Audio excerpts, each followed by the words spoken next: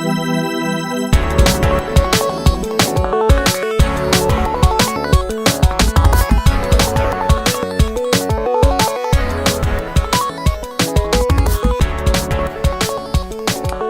and welcome to episode 1 of the Thursday at 3 podcast, where today I'm joined by Harvey Hinkler, Adam Gill and Tyler Dewars.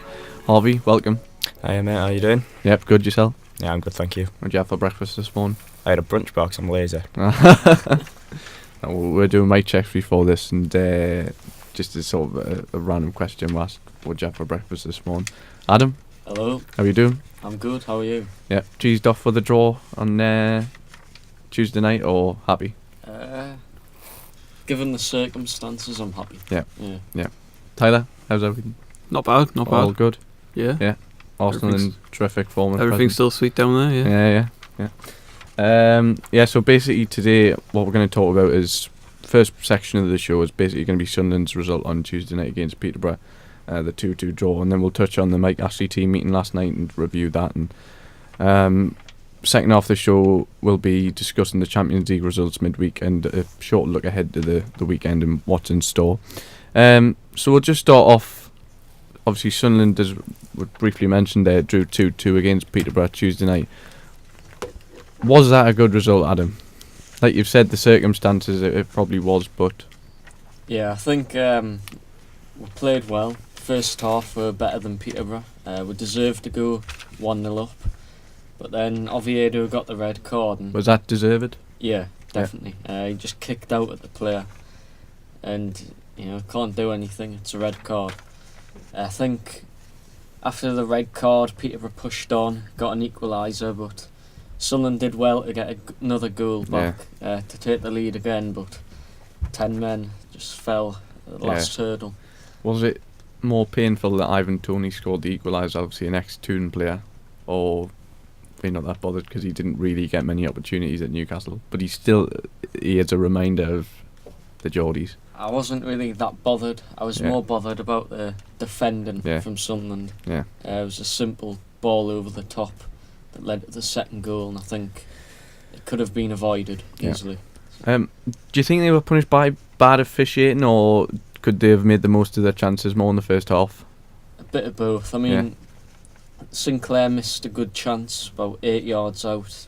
Sunderland should have been 4-0 up at half time, but the officiating was dreadful, horrendous. Just League One standard officiating. Obviously it is frustrating, but you can't take away how brilliant a start it's been for Sunderland. Obviously it was a lot worse last season when you started the Championship, so this has been lovely to see.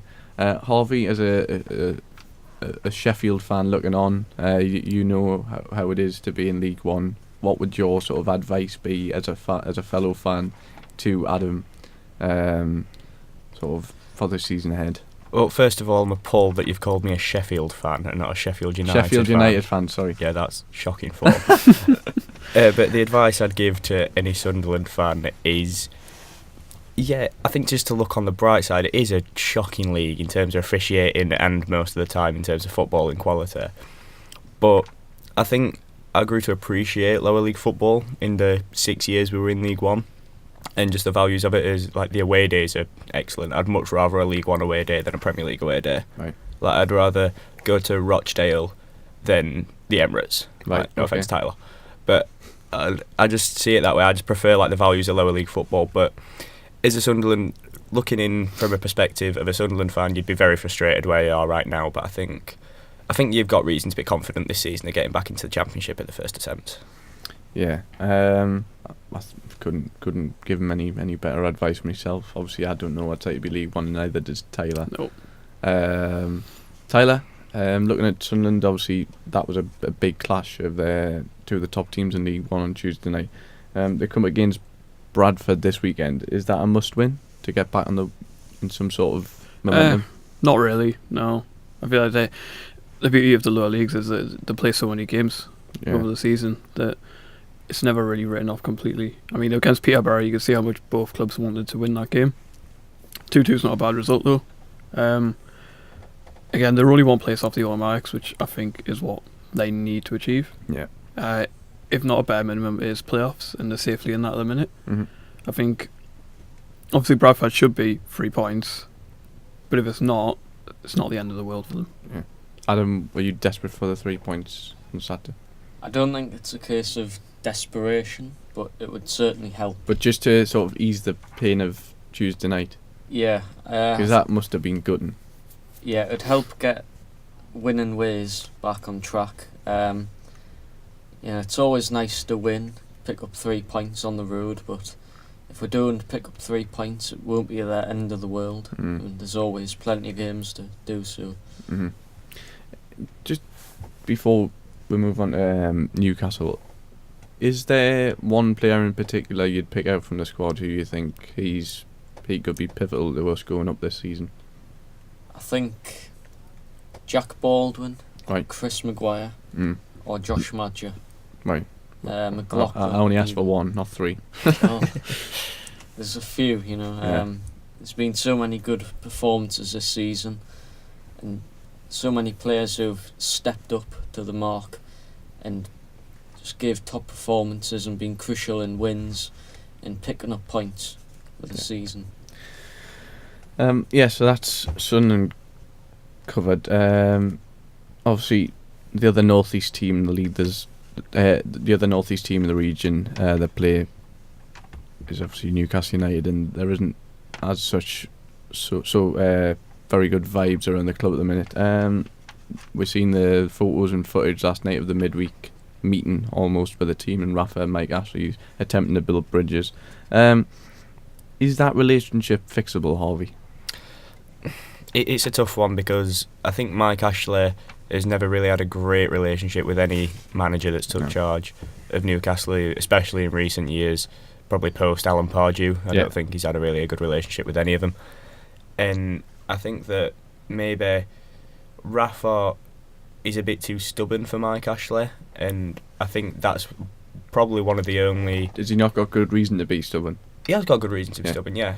And I think it's a good thing that he's stubborn, because Mike Ashley, I'm not a fan of him, and I'm sure as a Newcastle fan you're not a fan of him. But I think that's one of the only things that Mike Ashley and Rafa have alike, is they're both stubborn, and that can be a real roadblock in terms of fixing the relationship. So I think it is possible, but it's very unlikely. Adam? It's going to be tough. The damage that he's already done at the club, I just don't think the fans will allow him time to fix what he's already done. But the relationship between Rafa and Ashley, do you see them making up? Because as a Newcastle fan, and I'm pretty sure most people are of a similar opinion, that we're almost like resigned to losing Rafa in the summer when his contract's up. I don't. I mean, taking the players out and Rafa for a meal doesn't resurrect what you've done. Like saying that every penny that the club generated would be made available if we stayed up, and that's just been a total lie. We made 26-27 million pound in profit over the summer in the transfer window. It's just I'm past the point now of getting angry about him. I used to get so frustrated, but it's just not worth it anymore because I'm just pig sick of it, and you can't see anything changing. There's been fresh takeover talk last week, which I'm pretty sceptic about. Tyler, do you see any change at the club in the next few months? If there's going to be any change, I think it's that Rafa's probably going to go. Yeah. If Ashley was going to leave, it would have already been done by now. As for the bridges being rebuilt, I don't think there's any trust there. And if there was, it's definitely gone. Yeah. With Rafa and the players, I think players can be easily manipulated into believing a certain way, but actions speak louder than words. Yeah. And I think if he goes into January and invests, I wouldn't even look too much into it. If he goes in January and spends about 30-40 million, and you end up staying up, I think Newcastle fans will come out and say that this is a new beginning, and it'll just roll back to the same Mike Ashley we always knew in the summer.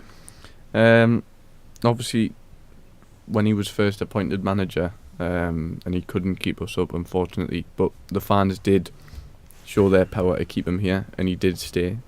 Could you not see a repeat of that? Like if he stays, do you think the Newcastle support will lay off Ashley?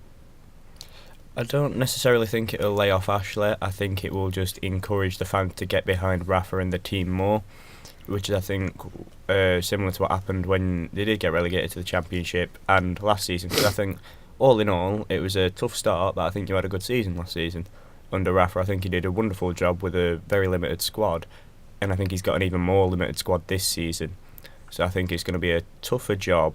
But if he does stay, I think the fans will be inclined to get behind the team more, but not necessarily Ashley. I think that is definitely a relationship that I do not think is rebuildable between Ashley and the fans. Yeah. That's the thing that annoys me though. Everyone, he performed a great miracle last season, didn't he? 10th place finished. There was like 3-4 points at that, if that, between 10th and 18th. And how often can you pull off a miracle? You had to invest money over the summer, and it's not came. And I think it's pathetic taking him out for a meal and saying I'll foot the bill, invite all the players, invite the coach and staff. Why don't you just do what any other respectable football owner would do, and admit you've made mistakes and give the man some money? I think he's done that before, hasn't he? Done what? Admitted he was wrong about certain things. Well, in the yeah, press but conference. He's never done anything about that. He came out and said, yeah, yes, I've done plenty wrong, I've got this wrong, I've got that wrong. But he's kept making mistakes. So No, that's my point. Yeah, he came out and said that he was wrong about certain situations within the club, and that he had vowed to change in front of the camera, in front of the fans, the media, and 12 months later, here you are. what's your views on the video of him leaving the restaurant when he looks as though he does the V sign on the side of his cheek when he sees a fan that comes up the side of the van? Obviously, it's never nice to see that sort of thing, but unfortunately, and the truth hurts, I think that's the only way that's like a last resort. That's the only way that we can force him out of the club, because, I mean, this is my personal opinion, I'll ask you in a minute, but no matter how much money you have, if you're constantly getting battered and hammered verbally and abused like that, just like he was on Saturday at the match, when he was smiling, you cannot. How long can you take that sort of criticism for? Like it, Tovey? I think it's got to have some sort of mental effect on Mike Ashley. He's either a very good actor or he just does not care. Yeah. I think it's one of the two, because he seems to be, season after season, when the turmoil just seems to get bigger and bigger around the club with his relationship with the supporters, he just seems to keep that smiling face on, keep saying, it's going to be alright, I'm going to invest this money, I'm going to sell the club. I think it was this time last year he said, I'll sell the club by Christmas. Yeah. A year on, he's still in charge. And I think that, and last night, I think proves again that he's not the supporters man. He's a businessman. He's not a football man. And he's claimed all his life to be a lifelong Newcastle supporter, but acting like he is in charge of the club that he's supposed to. Further from the truth. I know. It couldn't be any further from the truth if you just look at how he treats the club he supposedly loves. Adam, what do you make of the footage of him leaving? I think it's disrespectful to the fans, but I think it shows he doesn't care about the club. I think the best way for the fans to get him out of the club would be just stop going to the games, stop the inflow of money, and that's why you'll hit him. It's interesting you say that, actually, because at the start of this week, Kevin Keegan sold out an event at the Sage. I think there was 1,500 people there, and he actually said, don't stop going to games, because he will leave eventually one day, and this club being in the Premier League is like vital if anyone wants to buy the club. So that's always been an idea that I've bought into, because imagine like one televised game on Sky and there's not no one, but there's hardly anybody there. That would send out an almighty message, and it would be that is something that the TV people can't hide. But I just think it's sad that it's got to like people hurling abuse at him when he's leaving a restaurant. Tyler, would you agree? Yeah, I just think he's a businessman through and through. I think he's got that ruthless attitude about him, like a lot of successful business people are. But to touch on what you said, is that not going to games would send out a message. Did it really do that with Arsenal last season? With Arsene Wenger? I think it did, because at the same time they stopped going to games, around that time Arsene Wenger left. I remember the Man City game. And I don't think it had Arsenal that much of an effect. I think really but you look at examples, I know it's going a bit far in terms of club size, but the likes of Charlton and Blackpool, they'd have near enough full houses every week, and then when the ownership came in, with Roland Duchâtelet at Charlton and the Oystons at Blackpool, when the attendances dropped, it wasn't as if they were like, oh, they sent a message, we need to sell the club. People were looking in like, well, why would we want to buy a club with a stadium that's 3/4 empty? Yeah. And they subsequently dropped down the leagues, and they're both in the third tier of English football, and they're both... It is risky. Yeah, they were both Premier League clubs not too long ago. But so. Can you see why it would be a viable option for Newcastle fans? Because it's 10 years now since he took over the club, and there's no promising signs at all that he's going to give us some stability and take in the right direction. So I think one game out of however many is left, a mass walkout or just stand outside the stadium refusing to go in, I think it would work just for one game. It's something new. I think the negatives outweigh the positives. But if it's just for one game, what's the point then? Well, if you're not turning up in the weekend, well, the next home game, if you don't turn up for that, the home game after that, you suddenly sell out. I mean, what's really happened there? I think that a more maybe positive option would be something with Arsenal did last season, a peaceful march. Like they did a peaceful march from where Highbury was to the Emirates last season before, I don't know if it was a cup game or a Champions League game, can't remember which. But if Newcastle fans did something like that, like just from somewhere in the city centre to St James's Park, like a march, a protest, I think that could have a much bigger effect and send out a much bigger message. Well, just before we move on, there have been continual protests before every home game outside the Sports Direct stores on Northumberland Street and outside the ground. But what really gets me is the fact that these people protesting are wearing the latest kits and clothing. Like, what message are you sending out? You're trying to represent a group that are against Mike Ashley, but you're giving him your money wearing those shirts. You're sort of contradicting yourself. Obviously, some of the like Mike Ashley can't manage the team. Yes, we've talked about how the sort of bad, atrocious job he's done of owning the club, but the blame has to be shared. And over the against last weekend, there was a lot of negative criticism of Rafa Benitez. Do you think he has to take some of the blame as well? Because the money that he has been given, he's bought the likes of Joselu, Muto, who's probably been one of the better players, Fabian Shaw, Federico Fernandez. These are just recent ones I'm thinking of. So he has to take some blame, would you say? I think yes, some, but not much, because they have been set up very negatively. And away from home, I can understand that. Like in the Man City game, it's completely understandable. Man City romped the league last year. You want to play conservatively against them. If and it nearly worked. Side. Yeah, it did nearly work. But I think at home against Leicester, that's not the approach that needs to be taken. No. Yeah. And I think you do need, in a club like Newcastle, with the support that they've got, if you play attacking football, the crowd will get behind you. Yeah. And maybe he doesn't have the players to suit that, but then again, like you said, he bought the players. So he's had a system in mind, and I think that system has its faults, and when it doesn't work, it is one of the most heavily scrutinised. Like if you play defensively at home and it doesn't work, then you open yourself up to a lot of criticism. Adam, would you be annoyed if you were a Newcastle fan, or at Rafa in the way he sets up, or do you think he just hasn't got the tools to like any other Premier League manager has?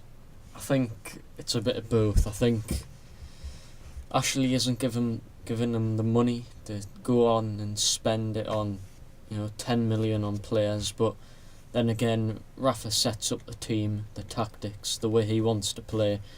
So I think the way they play, it's a bit disappointing, especially at home. But again, underwhelming, I think, is the word that sums it up. That, like, it's got to that stage. Yeah. Tyler, would you? Are I'd you? be pretty upset if I was a Newcastle fan watching that at home. I think away from home, you can make a case for it. He's obviously looking at his Newcastle squad and thinking he's going to be in a relegation battle again. What I must say as well, we got very unlucky with the fixtures for the start of the season. Like, yeah, but you can only play who's in front of you.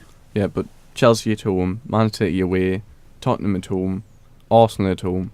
Yes, we've had Cardiff, which arguably that was a fair result because I thought we were the worst team, but we did get a penalty and should have probably scored that. We've had Palace away, where I heard on the radio on TalkSport with 20 minutes to go, Ian Abraham said that Rafa was basically parting the bus with 20 minutes to go. She's won the draw. And like Leicester at home, like, again, I just expected more against Leicester. Like, I think if you at the weekend, this is the one opportunity for Newcastle to really have a go at this Manchester United squad. Yeah, you brought one to that quite well, actually, because we looked terrible, but so did Man United, and the two teams without any sense of direction. But the one difference is the players are playing for Rafa. The players are not playing for Jose Mourinho. He's lost that Man United squad. What do you think is the outcome of that game on Saturday? It's 7:45 when the final whistle goes. It's a very hard one to predict because it is at Old Trafford, which makes it much harder for Newcastle immediately. But the fans at Old Trafford are getting very frustrated very quickly with Jose Mourinho and the way he plays his football and the system that he sets up his team in when he's got all these, well, on paper, world-class players. And I think Manchester United will edge the victory, but the key word there is edge the victory. Because I think 1-0 Newcastle... or... Yeah, it'd be a 1-0, 2-1. I can't see it being a free-flowing game of football, if I'm honest. Adam? Yeah, I agree with Harvey. I think Man U will just come out on top, I think the quality of it's players... a fascinating game, isn't it? Yeah, I mean, you look ahead to the weekend and, like, obviously Liverpool Man City is probably the one game I'm looking forward to the most, but that is like a close second. Yeah. It'll be a great, well, not great because both teams are playing pretty poorly, but it'll be fascinating to see how it pans out. Yeah, due to the circumstances with both clubs, I think Newcastle will have a go, but I think Man United will come on top with the players they've got. Yeah, but I mean, I don't know if any of you seen the Valencia game and the amount of how many chances did they want? Like, I'd say we were just under that level of Valencia, but I mean, Valencia was so poor, and Man United hammered them, like, in terms of possession when the second half that I'd seen, and it was just chance after chance after chance went begging, and I can see us scoring a goal. I mean, I don't know about Man United. I think they were so poor against Valencia midweek that the mood inside of Old Trafford will be like so glum and depressing that we can go there and spring a surprise. Taylor, what would be your... I'm going to go the other way. I think Newcastle will get a result. Yeah? Yeah. Yes. You See, positivity. I think Rafa needs to have a go at this Man United squad in the opening 10 minutes. They need to frustrate the crowd more than the United players. Yeah. So the team aren't going to play brilliant football. Yeah. And if they were to get a result against Newcastle, it's going to be a scrappy one. First 20 minutes, I think, are vital. If they can go there, wind the fans up. Yeah. You're basically 1-0 up already. You need to get a few decisions your way as well to wind Mourinho up. Yeah.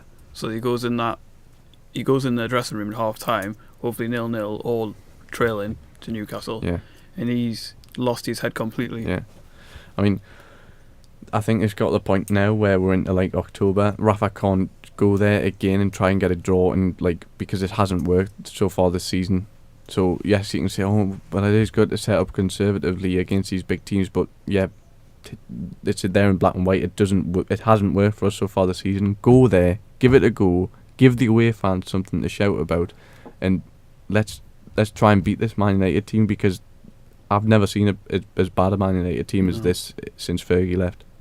I mean, Sanchez, Pogba, even Lukaku, who I think's been sort of one of the ones who, out of the big egos, big name players, has sort of tried to give it his all in the last few games. Harvey, if I could get a scorecast, sort of a score prediction from each of you for both the Sunderland and Newcastle games over the weekend, that would be great. I think Man United will just edge Newcastle 2-1. 2-1. Who scores? Who scores the winner? Who scores the winner? Did you say Newcastle beat Manchester United? No. No, I said Man United beat Newcastle. I really want to say Pogba just because it'd be funny for Mourinho just to see it. Yeah. But I think I can see Lukaku getting the winner, and I can see for Newcastle I can see someone like Perez popping up with a goal or something like that. And Sunderland, sorry. Sorry. Very rudely interrupted you there, Harvey. Carry on. And I can see Sunderland picking up a comfortable 2-0, 3-1 at Bradford. I'll go 3-1. Yeah.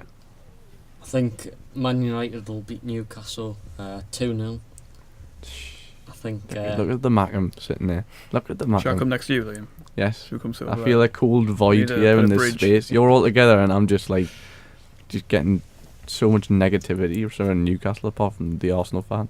I think Mata and Lukaku to score. Sunderland, on the other hand, I'm going to say 3-0 win. 3-0 1 win. Fair one. Tyler? I think Sunderland will beat Bradford easily. 3-0. Newcastle. I think Newcastle will beat Man United either 1-0 or 2-1. Oh, come on, I need a firm decision. This is your final prediction. I'm going to go for a 1-0. 1-0. 1-0. That's where my heart is. You're going to get it late on that second half? No. I think it'll be first half goal. And then after that, they'll shut up shop and contain yeah. Manchester United, and that crowd will be screaming Mourinho out. Love to see so that. Quick. Absolutely love to see that. That'll be scenes. Where are we watching these after this weekend, chaps? Well, I'm going back to Sheffield. Yeah. So I'll be watching the Blades. Yeah. The best team in the Championship. Who are you up against this weekend? We've got Hull this weekend. Old manager Nigel Adkins coming back to town after his only season in charge of us, so he's finished 11th in League One. So I'm sure he'll get the warmest of receptions at the top end. Yeah, hopeful of a victory. Yeah, I'm confident. We've won three on the bounce, 2 of which being away from home. Yeah. One last night at Blackburn, joint top of the league on points. I've got no reason. Yeah, got no reason to not think we'll win on Saturday. Adam? I'm going to Bradford. Oh, get in. Yeah. So following the red and white. It should be a good away day. Yeah. Tyler? Nice and boring. I'm sitting in my house watching the match. TV. Yep. And then they'll be seeing Arsenal against Fulham on Sunday. Yep. If we can keep a clean sheet in that game, I'm happy as Larry. Yeah, you'll be going for the title, won't you? That's what I mean. Coming up through the cracks. Emery in. Yeah, so that's section 1 all done with of the Thursday Free podcast. Hope you enjoyed that. We'll be back shortly for section 2. Thanks. Welcome back to section 2 of the Thursday Free podcast. I just want to start off this other half of the show by talking about Clash of the Minsters yesterday, the annual university event here at Sunderland between Sunderland University, which, if you didn't know, to listeners, does actually have a Minster, and York St John's University, as you all know. York is famous for its Minster.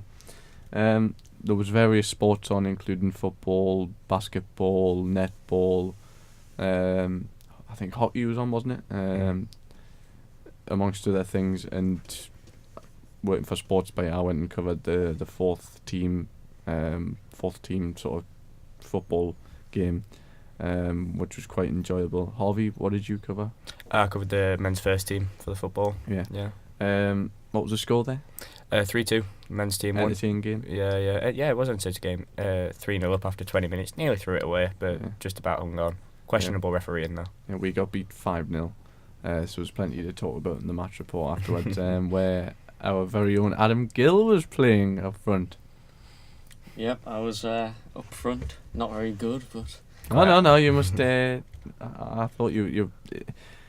The trouble is when you get to 18-year-old, you're thrown in against men, so physicality is a massive factor. I think in like not semi-pro, but amateur football. But I think there's a lot of promise for you going forward. You got to remember as well that was like your first game together as a team. But how did you enjoy it? It was good. Yeah. It was a new experience. Yeah. And I think we'll get better because, as you say, first game with everyone. It's the first time I've met everyone on the team. So the graft we put in was good, but the quality was a bit off. But I think it got better. I thought if you compared the first half and the second half, it was like two different teams. Yeah, completely. I think as we get on through the season, we'll get better as a team. Tyler, have you got anything you want to add? No. As far as the losing 5-0 goes, the only way is up. Yes. Well, 6-0, 7-0, 8-0. 6-0. Let's try and not go down that route. I think the deal's pretty much a roaring success. Their students seem to be pretty sound, so let's go down to York next year and see how that goes. On to the Champions League, and it was a bitter defeat for Liverpool last night, conceding late on to Lorenzo Insigne goal. Really not what was needed ahead of the clash against Man City on Sunday, Harvey. Yeah, really uninspiring performance from Liverpool. I thought they failed to get one shot on target, by the way. Yeah, and they're known for their attacking qualities. You'd assume that they'd get many shots on target with the likes of Salah, Mane and Firmino, but no, it wasn't to be for them last night. Napoli, by far the better team. I think they deserved the win in the end, but it was a sloppy performance all round, and I think they'll be looking for a big response at the weekend against one of the best teams in the league. Adam, obviously, Keita, went off. He got carted off me here that he's going to be okay for the game on Sunday. Does Klopp deserve to be criticised for last night, or, I mean, you've got to remember they did pull off that victory against PSG, so it isn't all as bad as everyone seems to make it. Yeah, I think Klopp should take some blame for the poor performance, but again, the players are playing the football, so I think they should take part of the responsibility as well for getting beat, switching off in the 90th minute. Yeah, and it was a poor goal to concede as well. Yeah, it was. They were split open. Like, you don't see Liverpool really concede those type of goals. I was really disappointed seeing that go in. And Tyler, can you see them coming back to form quickly on Sunday, or yeah, with the players they've got, definitely. Yeah, but look at the players that you've got. Yeah, I mean, whether it's a case of them coming back straight away against Man City, they are playing at home, which I think is a huge advantage for Liverpool. Yeah, I think they're vastly superior at home than they are away. Napoli was a really tough place to go. Did Klopp actually have a plan when he was there? Well, I'd like to think a manager as good as Jurgen Klopp would have had a plan, but because arguments were they couldn't work it out at all last night. What they were trying to do. Salah, again, I thought he would have came back to form to some degree, but it's just not happening at the minute. I'd love to see him go out on Sunday and score a hat-trick. I think that game's going to be terrific, but we'll stay on the Champions League for now, and I still think they'll qualify, do you? Yeah, I think they'll qualify pretty comfortably. I think last night were a one-off, really. You don't see Liverpool play that very often whatsoever. Even in the cup game against Chelsea where they lost, they seemed pretty good, but it was just a moment of quality from Eden Hazard that cost them the game. Obviously, they got beat off Chelsea in the League Cup last week. Okay, it was an Eden Hazard masterclass, what proved to be the difference, but then luckily Daniel Sturridge rescued the point for them at Stamford Bridge on Saturday, and then they've been defeated away to Napoli, in a game which you thought they would have had experience in, considering they went away to Roma in the quarter-finals, the semi-finals of last season's Champions League. Does this prove that they're still a long way off winning trophies? No, I don't think it does. I think this season they have a real chance of getting silverware, whether that be in the Champions League. I'm not too sure. I don't think they'll win the Champions League this year, but I think them and City will be the top runners for the Premier League this year, which makes Sunday such an exciting game because I see them as the two favourites this year, and I think it's harder to choose between them because last year City were very clearly so far and away, but I don't think that'll be the case this year. And domestic cup wise, I would not be surprised to see Liverpool pick up the FA Cup because it cup with a lot of lineage. I can see Klopp taking it fairly seriously, unlike a lot of top clubs do, and I wouldn't be surprised to see Liverpool pick up some silverware this year. Yeah, I mean that would be the perfect way for them to bounce back, winning against the champions at Anfield. I mean, hopefully that place will be bouncing, and it'll be the perfect sort of round off to what should be a great weekend of sport. Manchester United, another board draw at Old Trafford, 0-0 to with Valencia. I didn't watch the full game. I watched the second half, and I just thought that how long can this go on for, Adam? I think, as we talked about before, I think it depends on against Newcastle. I think if Man United get beat, that's it. Mourinho is gone. However, if Man United win, then he'll probably stay on for a bit longer, and it's quite disappointing for the Man United fans. Yeah. Then have you watched the United stand? Yes. The fan channel? Yeah. Yeah. If you just purely went off that, and I think that Flex, I've only recently just started to watch it, but he seems to be quite a good guy, and I don't, like he said when he just gives his summary of the game, that he doesn't want to go on and rant all the time, and I don't think he would be the type that goes out of a game and intentionally tries to sorry, you're just getting interrupted by some people in the next studio. I don't think he'd be the type that intentionally tries to see like fans that are wound up the most. Like, if you purely went off watching their videos, you'd think the whole Man United fan base wants Jose Mourinho, but I mean, they'll probably still qualify. Obviously, they beat Young Boys away, which was probably a tough test on that 3G pitch. But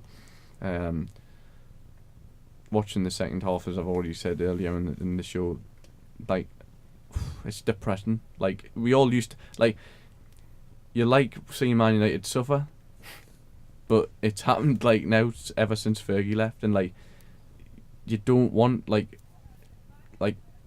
you don't want the Premier League just focused solely on Liverpool, Man City, only being the ones with a realistic chance of winning it. We pride ourselves, the Premier League, on the big six, all having like the start of the season a genuine chance of winning the Premier League. And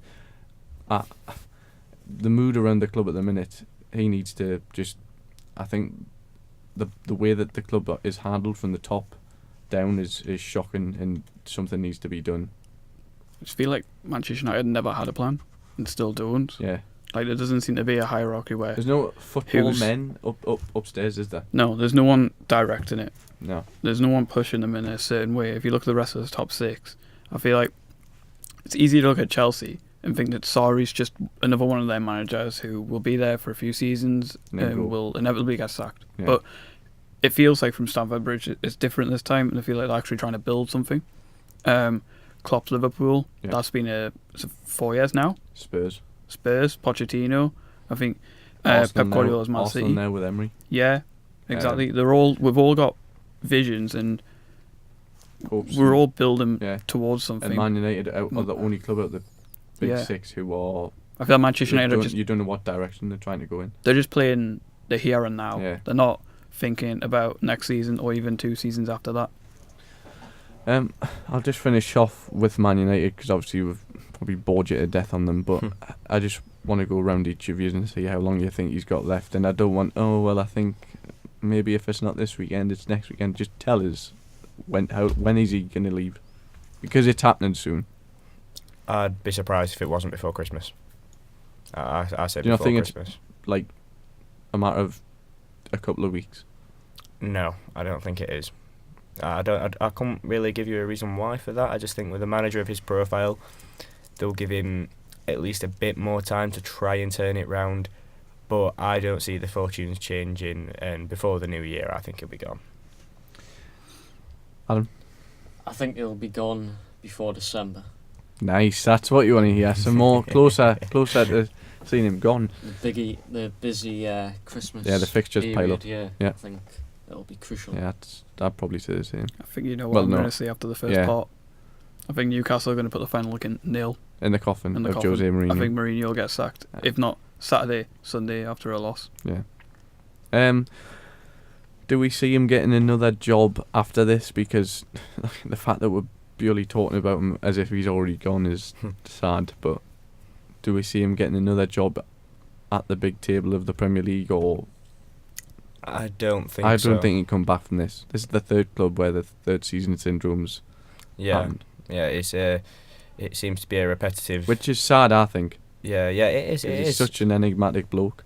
Yeah, for someone who has so much charisma and has got so much success to his name, to have this sort of reputation that's sort of creeping over him now, this third season syndrome, rather than him being a manager who wins trophies. That's the sort of thing, it's sort of overlapping now. And after this, I can see him calling it quits when it comes to the top end of the Premier League or top end of Europe. I can see him taking a job in a country that's going to suit his financial needs. Or maybe not needs is the correct word. He's almost too long in the tooth now and too experienced a manager to change his way of management. Yeah, he's stubborn. He's very stubborn. So I think I can see him getting a job in Qatar or Saudi Arabia or a country like that'll pay him the big bucks, and he doesn't have that lingering pressure that he does in the scrutiny of the Premier League. So I think the Premier League is the one league in the world that puts the most pressure on managers. So I can see him taking a job abroad. Yeah. Not far away from Old Trafford, Manchester City, they didn't play at the Etihad, but they played away to Hoffenheim, and Julian Nagelsmann's team set up terrifically well in that. I think they were unlucky to concede so late on. They won in obviously tough circumstances, which is the mark of a brilliant team. I just wanted to sort of see what you thought of that performance, pretty plainly. I thought Manchester City... It was fascinating, I thought, to watch. They struggled to get to grips with Hoffenheim and the way they were set up. I think any team would be stunned after conceding after 43 seconds. I think it was stunning to everyone watching. I don't think any Hoffenheim fan would have said they'd have scored in the first 15 minutes, never mind the first minute. But I thought Manchester City, like you said, it's a sign of a brilliant team that they can win in tough circumstances. He shot in the Premier League last year at home to Southampton is an example that springs to mind, where Sterling scored. Yeah. And I think that if they can keep pulling out performances like that, I think it was crucial as well for them to win that game after the loss to Lyon. I think that they've got them quality players in the side, like Silva, who got the winner, that if they can keep going the way they are, and even when they perform poorly, still pick up the points, then I think they'll be fine in the Champions League this season. I think they'll go quite far. If they hadn't have got a result there, they might have struggled to qualify. Tyler, how vital was that win on Tuesday night? I think it was big. I think not losing it was bigger than the actual win. Yeah. To be honest. I think the Lyon game was a one-off. Looking back at that one, I don't think Manchester City are going to really struggle in at home much in the Champions League going forward. It's probably just a matter of... You say that, but what if the likes season, of Barcelona or Real Madrid come to the Etihad? Lyon have shown that they can do it, so Barcelona and Real Madrid could... City are going to have to alter their approach to such games against I just think European there was a lot of factors in that Lyon game. I think not having Pep Guardiola on the sideline probably that was made a big impact. The players looking over to Arteta, I think we don't know what he's like in the training ground. He might be like Pep Guardiola in the way that he's commanding a lot, and he's always instructing the play, but he could not be like that as well. Yeah. I think Hoffenheim, that was their first home game in the Champions League, wasn't it, as well? I think they drew away to Shakhtar in the opening round of fixtures and nearly pulled off the win, but Shakhtar levelled the scoring late on to draw 2-2. But they've been a real surprise package of the Champions League, because I think a lot of people had them down as the whipping boys in that group, and the way that they've approached games and been that Nagelsmann set them up, I think you'll be seeing his name a lot more in the future. Adam, how far do you see Manchester City going in the Champions League this year? Obviously, they've been hammered, the fans, for their attendance at that. Why do people keep interrupting us? Are we not like respectable people? Can we not? It's the first episode. It's teething. It's teething problems. Well, we had a practice episode last week, didn't we? Yeah, we'll not talk about that one. Yeah. Yeah, I'll go back to that now. I lost my train of thought. Adam, how far do you see Manchester City going? Because I think that... you've got to let us explain this, but I think their progression in this season's tournament is going to be more... I think they'll go further if they play away from home, because I don't think when they play at the Etihad, it's like playing at Wembley. Their fans, I think, need to take a look in the mirror and realise how lucky they are. Yeah, I think home attendances have been quite poor for Man City, a club the size of Man City. But I think they'll go quite far in this Champions League. I think they can reach the semi-finals. But I can't see them winning it this season. But I think they'll go quite far and do quite well. Just to finish off as well, we've seen a cracking game at Wembley last night between Spurs and Barcelona. Just reaffirmed to us how magic a player Lionel Messi is. It's like he's being controlled in a FIFA game, honestly. Like he's a brilliant player, but when you see him spread the ball over the pitch, it's like he's the best passer of all I think I've ever seen. And there was multiple times where just every time he got the ball on his left side and dribbled down the side of the pitch, not the side of the pitch, the side of the box, you just think this is going in, because players are diving in, going to the floor, and you just think he's got them all he's got them on the under his thumb. Harvey, what a player. Yeah, I don't think I've ever seen, well, certainly not seen. Let's not all get dragged into Messi v Ronaldo debate here, because no, I don't want to, but I'll always consider, and I think I'm quite stubborn with this, that Messi is the greatest player that the sport has ever seen, and I'm very stubborn on that, and you're going to have to work really hard to change my mind if you want to.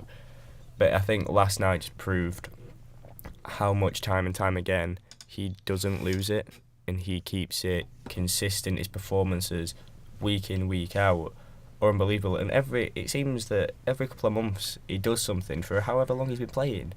You just there, like, I never thought a footballer could do that with such elegance, with such fluency. That's the word that springs to mind when you think of Messi, is elegance and effortless as well. Grace. Yeah, effortless. Yeah, he's an unbelievable effortlessness player. And if Barcelona are to win the Champions League this season, and they're going to rely on him a lot, I feel. Well, this is like his tournament as well, isn't it? Like, you've seen when they played... who did they play at the Nou Camp in the first game of the Champions League? When they won 4-0? PSV. Yes, like, when he scored a hat-trick there, like, that just sums him up. This is his tournament, this is his stage, the European stage, and I think we should be very lucky, and I think we'll not appreciate it until the likes of Messi and Ronaldo have retired, that we grew up when they were in their prime. So, and it's no bad thing Spurs losing to Barca, because what a tremendous team. Suarez, Messi and Coutinho as a front three. They're not going to come up against that every week. No, not at all. And they were very unlike, like, they were poor against Inter, I thought, and they failed to kill the game off, and they went on to lose that game. So it will be tough for them to qualify, but I would still give them a squeak to qualify. Yeah. The only game I see them not getting anything from is away at the Nou Camp, away to Barcelona. Yeah, you'd imagine that they'd pick up 6 points against PSV. Yeah. And Inter, I think, well, it was a 5-minute spell that ruined the game for him. And if they just didn't have that 5-minute spell, they'd currently be on 3 points instead of none. Yeah. So it's just avoiding those little lapses in concentration, I feel. It just shows you as well, like, how important it is to invest with these big clubs. Like, you can't keep relying on the likes of Harry Kane to pull you out the poop every week, because it's just not. He's not going to be able to do it. Like, and it's not fair on him. As good a player as he is, the likes of Man City have a Gabriel Jesus to bring on for a Sergio Aguero. The likes of Liverpool have a Daniel Sturridge now that he's back in the frame to bring on for a Firmino if he's not firing. It's problematic though. Yeah. So, like, would you like to be a striker just to sit on the bench? Like, how are they going to sell that to someone? Yeah. like a Sturridge. Well, you'd have to bring him through the Jesus. academy, wouldn't you? Yeah, but then who's Or that get going him, to be? like- I think well- like if they're gonna try and get a striker, they need to try and get a half decent one who is gonna realise that he's only ever gonna play when Harry Kane's not fit, suspended, or somehow out of form. Yeah. I don't see any striker who's half decent at that level gonna just be happy sitting on a Spurs bench. Yeah. I'm really looking forward to them getting in the new stadium. That should be really good to see. It looks amazing. Obviously, they roll the turf out there this week, and I think once they get in there, the drama surrounding the club will just die down second to none. Just before we finish, why don't we just talk about some of the sport that's been happening? Just for the last 10 minutes, we'll just talk about some. Obviously, we've seen the Deontay Wilder Tyson Fury press media tour kick off this week. Are any of you guys big boxing fans? I mean, I know in the last couple of years I've took a much bigger interest in the sport. I'm a big fight fan. I don't consider myself a boxing fan all round because, like, if I see fight night on Sky Sports and it's some people I've never heard of, I won't bother with it. But the likes of, would you watch Dylan White, Derek Chisora? Oh yeah, I'd watch the Bellew. likes. Yeah. Yeah. And whenever a Bellew fight comes around, I'm always interested. Yeah. And Because he's a character, isn't he? yeah, I think that's what boxing Needs it. especially. I think in modern boxing anyway. Well, I say modern boxing, but Muhammad Ali was a character. Yeah. That's why he was not only an unbelievable fighter, he was one of the most gifted people to promote a fight ever. Yeah. And promoting a fight is almost more important than the actual fight. Yeah. Well, In terms of getting people, in terms of getting eyes, in terms of getting.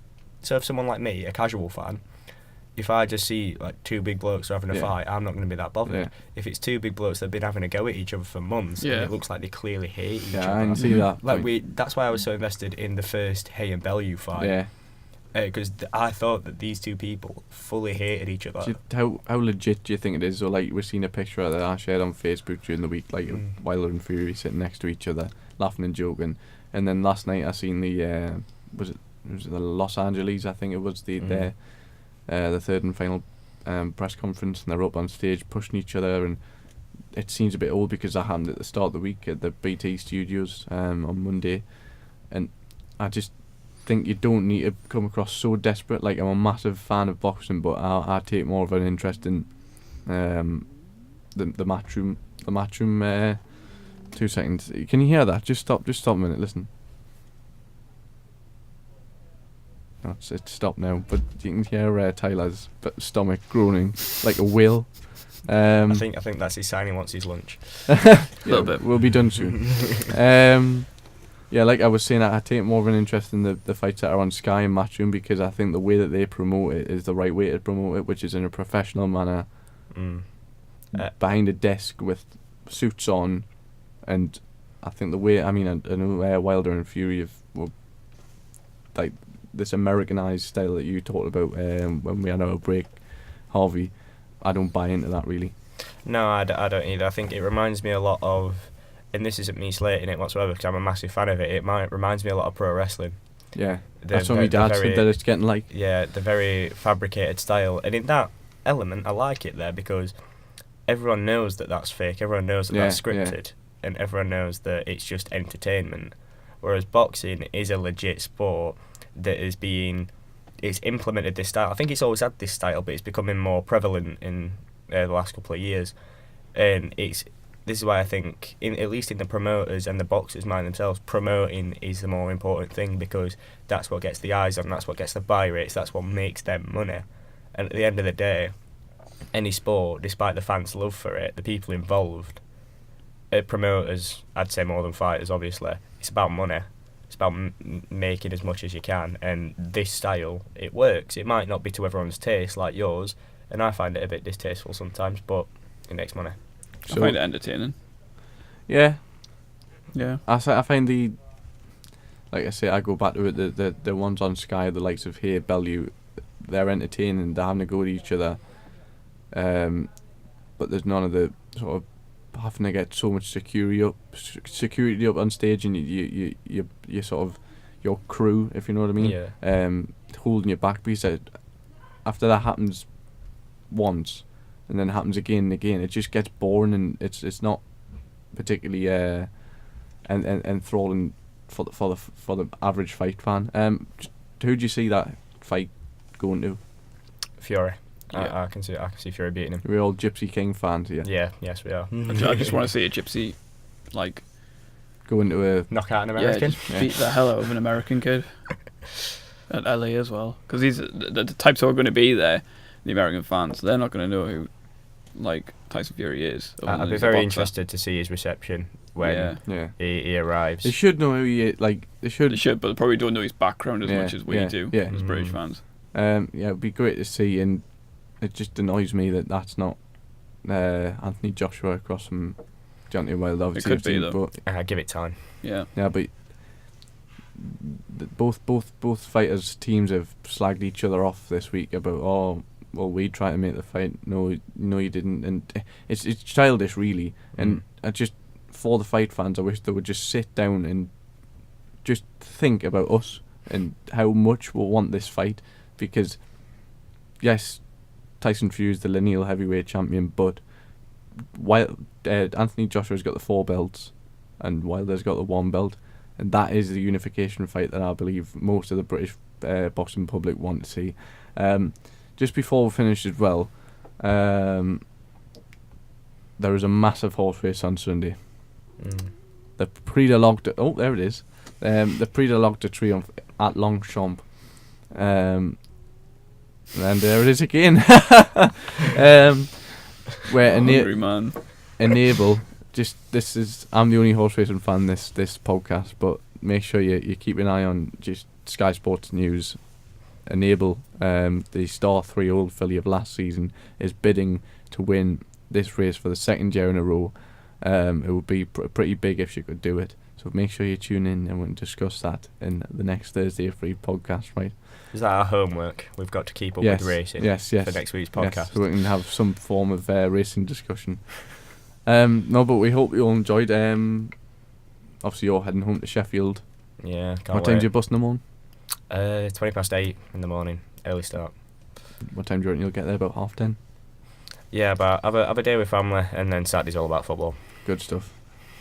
Back on Sunday or...? Yeah, back on Sunday, ready for university on the Monday, because I'm a very loyal student. Yeah, Adam, you're off to Bradford. I am. Tyler is having a quiet weekend. I'm off at home. Yeah, I'm out all the way up in Gateshead. Out on Friday night, and might be watching the match on Saturday. So, and the big clash on Sunday, obviously. So yeah, I hope you all enjoyed that, and make sure to get in touch. We'll stick our Twitter handles on this when it goes out, and we'll see you next week. Cheers. Thank you. Cheers, lads.